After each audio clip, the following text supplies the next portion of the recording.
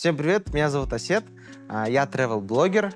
Я занимаюсь тем, что путешествую по миру и по Казахстану и делюсь советами со своими зрителями. Всем привет, меня зовут Мухаббат, я супруга Асета, мы вместе ведем социальные сети, путешествуем. Ну, я еще немножко как помощник Асета.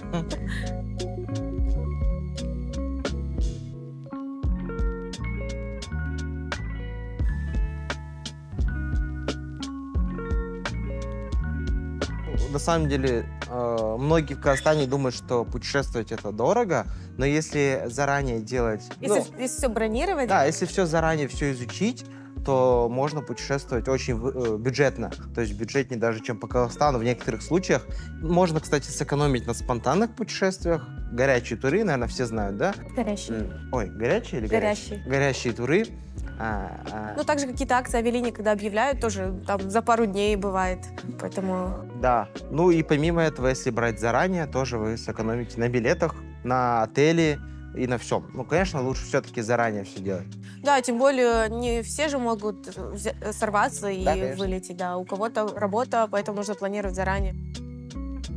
Классно, что у нас в Казахстане появился лоукостер. Теперь путешествия, мне кажется, стали намного доступнее для казахстанцев. Но важно учитывать, немногие знают, что если вы хотите полететь дешевле, то для лоукостера нужно бронировать билеты заранее. Нужно лететь налегке, то есть без багажа. Тогда не нужно будет доплачивать за него. И плотно покушать перед полетом, чтобы не тратить тоже деньги на питание на борту. Ну, конечно, с ребенком путешествовать это очень сложно, но не так сложно, как многие думают. Мы немножко приспособились. Первый полет нашего малыша был 2 месяца, и это было с пересадкой в Баку. Там был очень сложный рейс, мы уже поняли немножко, как нужно действовать. Нужно обязательно... Мы стараемся по возможности брать не ночные рейсы, чтобы не слишком рано было. Ну, то есть подстраиваем под его сон, чтобы он успел и в обед поспать во время полета. С собой берем перекусы, игрушки, чтобы он отвлекался. Ну, то есть мы полностью заранее за день готовимся, берем чемоданчик и туда и перекусы, и игрушки, все закидываем, чтобы мы не мешали другим пассажирам. Мало кто знает, что в казахстанских авиалиниях заранее можно бронировать люльку, то есть нужно взять передние места самолета, и ребенок сможет полноценно, спокойно спать в кроватке. То есть она устанавливается спереди. Нужно заранее позвонить в авиакомпанию перед вылетом и попросить предоставить люльку до 6 месяцев. Кстати, тоже очень полезный совет. Вы можете сэкономить, взяв в аренду машину. То есть часто это очень легко делается, ничего сложного. За границей ездить намного легче, чем в Казахстане. Дороги лучше, водители добрые. Да, как-то правила соблюдаются все равно. Да, с нашими правами можно хоть в Европе, хоть в Америке, практически везде во всем мире ездить. Но лучше проверять заранее, но чаще всего, где мы были, там разрешается ездить с нашими правами. То есть нас останавливали даже гаишники, мы показывали им наши права казахстанские, и все было нормально. А машину мы обычно бронируем заранее, тоже делаем ресерч, смотрим, где дешевле, сравниваем разные сайты, но чаще всего есть один международный сайт, на нем мы бронируем, через него мы бронируем машину.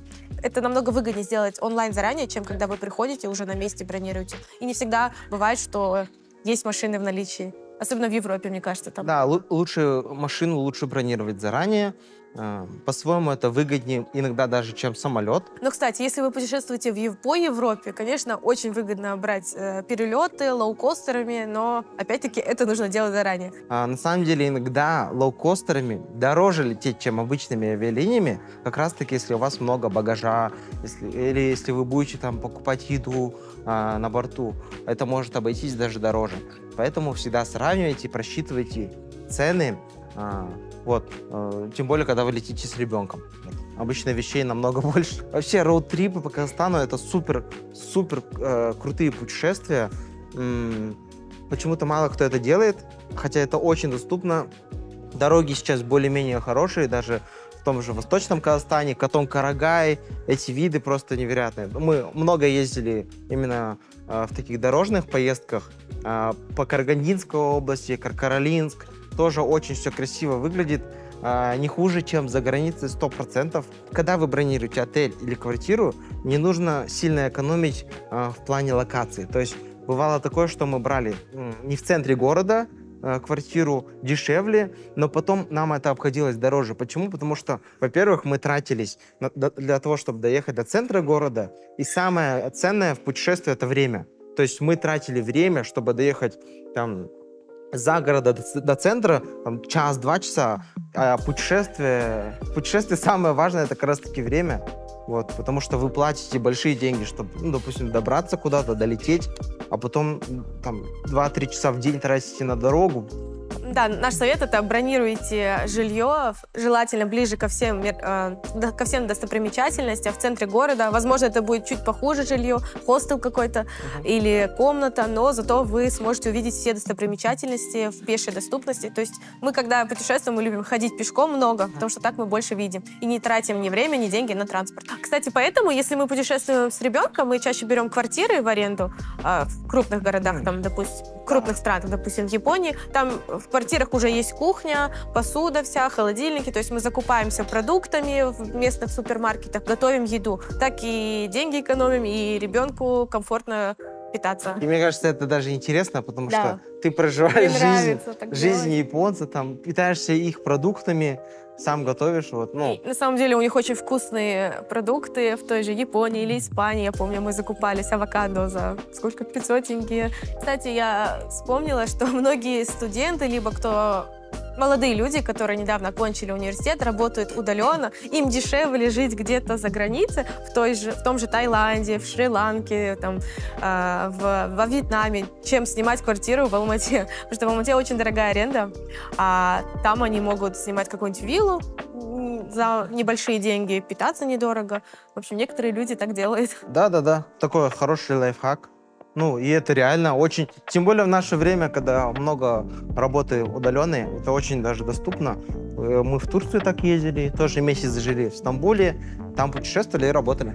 Еще, знаете, важно, если вы путешествуете за рубеж, звонить своему банку и спрашивать не разрешение, а вот просто уведомлять их о том, что вы едете, допустим, в Бангладеш или в Шри-Ланку, в какие-то страны, где банк может посчитать операции подозрительными, вот, и заблокировать вам доступ к деньгам. Поэтому заранее тоже, кстати, полезный лайфхак, у нас такие случаи бывали. Звоните в банк перед поездкой и сообщайте или просите открыть доступ на зарубежные страны. Вот поэтому чаще путешествуйте. И, как я и сказал, путешествие — это не обязательно там поехать в США или в Южную Америку. Путешествие вот за дверью вашей квартиры. На выходных спланируйте путешествие, допустим, в парк, в горы, вот, и просто наслаждайтесь жизнью.